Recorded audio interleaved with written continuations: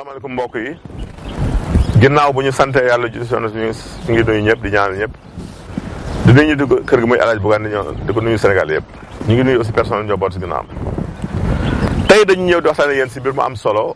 mais ba la ñu si ñëw ñu delluwaat di ñaan yàlla dooli tawfeex dooli jàmm si réew mi ñu ngi nuyu aussi suñu naataangoo fajkat yi rawatina ñi ñëw si fajum cosaan meeg fajum nasaraan mi maa ngi nuyu sama xarit aussi le commissaire Demba Sarr ak le procureur Moussa Yoro Diallo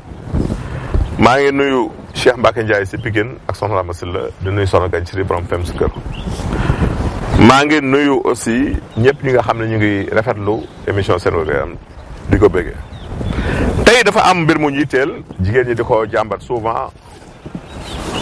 mu nekk loo xamante nag dinay bari lu ba gàllankoor néegu sëy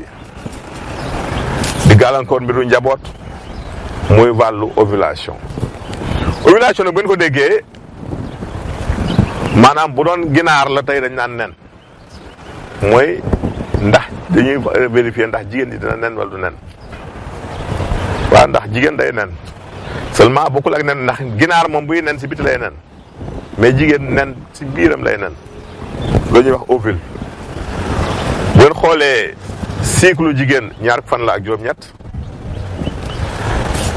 maanaam bu règle yi commencé ñëw da ngay commencé compter parce que erreur bi ñu bëri def mooy bu ñuy compter dañuy bàyyi ba règle jeex soo compter or que booy compter da ngay compter bis bi règle yi commencé mooy nekk premier bis si weeru bees bi ovulation nag bu dee ku cycle am normal mi ngi am si 14e jour bi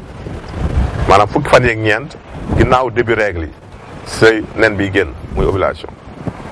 bu amul rek bu nen boobu génnul rek day daan indi faagagal si wàllu am doom doo mën a am doom doo mën a jël am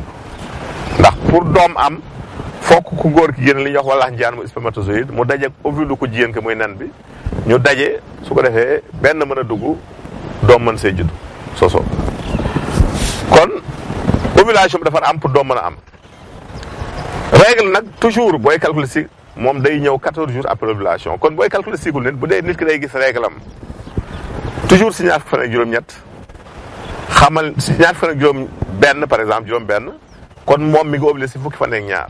ndax da nga siy doole toujours fukki fan ak ñeent règle ñëw kon phase post ovulatoire moom du varié mais la phase pré ovulatoire mooy varié moom fan yi jiitu nen bi génn ovulation boobu mooy mën a varié mais diggante fi nen bi génn ak fi nga gisaate rek toujours fukki fan ak ñeent lay doon loolu ñu bàyyi si xel bu baax a baax a baax kon saa yooyu calculer sa jour bi ngay ovulé def calculer à partir si règle yi heure bi ñëw nga dindi si fukki fan ak ñeent kon lu ma ta xam la ovulation nag pour nga mën a xam ni mi ngi ñëw d'abord jigéen ji dafa di jël température am maanaam day jël bis mu ne mu xëy jël température suba teel la koy jël benn heure la koy jël heure boobu saa yu jotaatee mu jël température am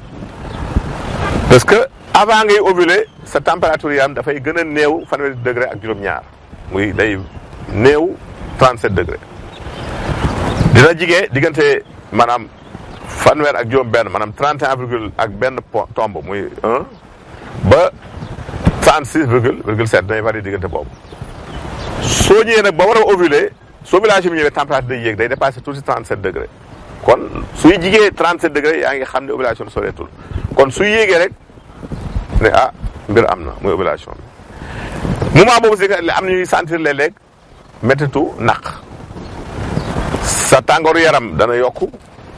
say ween dina sensible day mel dafay xaw a gën a dëgër di jam léeg-léeg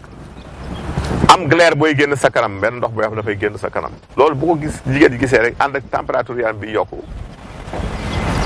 war na xam ni kon lii mooy ovulation mi ngi nen kon loolu lu ma ta xam la moo tax bu jigéen ji toogee ñaar ba ñetti weer rek gisul signe yooyu war na jukk nag seeti docteur mu xool ba xam lan moo bloqué lii bloqué nag lii tax nit du ovulé bari na mën nga am ay kyste de l'ovaire mu téye ko mën nga am une dystrophie ovarienne mooy les syndrome des ovaires polykystiques mu téye ko te bari na si cas yi la bari na jigéen ñu daaw ñu ovulé bi ñu leen defloo échographie dañu gis ni dystrophie boobu wala kyste yooyu moo bloqué seen ovulation ndax soo amee kyste wala dystrophie boobu dans la plupart des cas dafay téye sa ovulation ba doo ovulé kon loolu ma tax xam la te jigéen bu ovulé wul mënul am doom ndax nen bi foog mu génn daje wala njaan bi kon loolu lu ma ta xam la kon ñu bàyyi si xel bu baax a baax a baax kon suñu tënkee dañuy wax ni ovulation pour jigéen def ko fokk aussi am ay mandarga yu daje fokk mu nekk koo xamante ni toll na si période bi nga xam ne fekkoon na maanaam toll na si at yi nga xam ne war na mën a gis póot ndax boo lu gis règle la ñuy jàpp ne ovulé woo règle yooyu si régularité bi baax na si tax na nekk nattukaay pour ñu xam kañ ngay ovulé fukki fan yeeg ñeent yi mën naa varier benn wala ñaari fan avant wala benn wala ñaari fan après ñu si bàyyi xel bu baax a baax a baax soo koy calculer toujours jëlal bis bi ngay gis póot nga génn si fukki fan ak ñeent nga dindi ko si bu dee say règle dafay ñëw si ñaari fan yeeg juróom benn par exemple dindi si fukki fan ak ñeent kon si sa fukki fan ak ñaar nga gis sa ovule sa la ngay ovulé sa nen mi génn bu dee nag sa cycle dafa normal 28 jours la ñaar fan ak juróom-ñett kon xam ne sa fukki fan ak ñeent si ngay gisee nen boobu li koy wane nag mooy ween yi dina sensible da ngay diis dinay jam période boobu naq bi mën na met am ñu si dem sax ba saigné tuuti gis deret tuuti dafa de règle la fekk du règle am na si ñoo xam ne dañuy génne glaire benn ndox bu weex buy génne sa kanam di tax glaire bañ ci bàyyi xel sa température yaram yéeg yooyu bu dajee si jigéen rek mën nañu jàpp ni mi ngi ovulé kon bu yooyu manqué def échographie wala def yeneen analyse hormonale pour ñu xam lan moo bloqué ovulation boobu. su ñëwee si question ni ñeen tey ku njëkk ki def ni moom daal dafa am ay perte blanche di xasan kanamam sonal ko dañ koy digal lii rek limon boo amee ñetti limon yu mel nii pajal ko si biir sa ndox rek ndox bu set nag eau et bien nga pajal si ñetti doomu limon yi su ko defee di ko raxas sa kanam suba ak ngoon si kàttanu yàlla boo ko def yàlla mën dem ba nga tàggoog perte yooyu nga xam dafay xasan sa kanam même nga wut tuuti xorom rek nga def ko si ndox mu tàng bàyyi mu set nga raxas ko sa kanam bu dee day ànd ak xasan day dindi xasan dina saf nag mais ku bëgg akara ñi mekaani ñaareel question bi kii daf ni daal moom dafay am bouffée de chaleur xam naa dafa toll si ménopause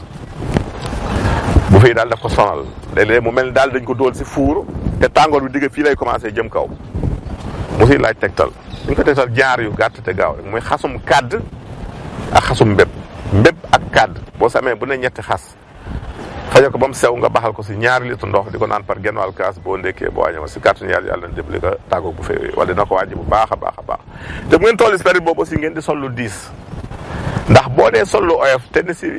période boobu bu fay buy ñëw day gën a metti mais booy sol lu diis buy ñëw doo ko yëg baax ndax écart de température dootul bari kon loolu ñu bàyyi si xel fi ñuy terminé question mujj bi kii nee na moom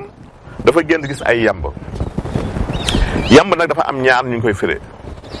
bu dee da nga leen a gis ñuy naaw tasaaroo di naaw moom richesse la alal joo war a am la te yàlla di la ko woon boo leen gisee nag ñuy génn si seen niche boobu di dëkk xamal ni mën na nekk fitna